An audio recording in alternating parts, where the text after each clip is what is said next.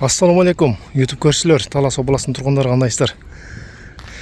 Талас обласы Манас районы Покровкада туғандар там сатыққа шығып атат. Бұл тамдың мекен жайы ошондо Покровкадағы Голубой Дунай бар ғой, бұл главный трасса. Бұл жаққа мал базарға жана паркка чыгып кетесіздер.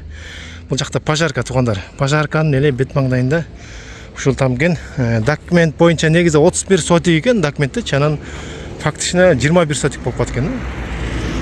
Таңғалышы документте 31 болса, мындай 21 сотик экен. Эми ал боюнча кожоюндун номерин калтырам экранга, ошо байланышып маалымат алсаңыздар болот да. Анан көрүп тургандай бул там эски там экен, бирок көчөнүн боюнда да бул бизнеске жакшы жерде ушул там сатыкка чыгып атат тугандар. Эми кирип көрсөтүп берейик. Киргенде бул ошонун узатасынан кетет экен. Ушундай узатасынан анын этегине барганда мындай сол жакты көздөй кайрыла турган жери бар экен да, дагычы бир аз. Мына ушундай узундан. Ошол жакка барабыз азыр. Мына туугандар ушинтип келип, анан бул жака бир аз кайрылган жери бар экен, бул бак деген да, чын эле бул жагынчы.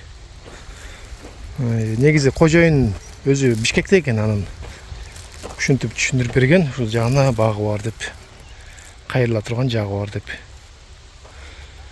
Ушул жер сатылып атат, участок. Там бар эми жашап турганга. Бизнеске да өтө жакшы жер экен. Анан эми баазын $20,000 сурап атат туугандар. Да баазын өзүңүздөр келсеңиздер болот.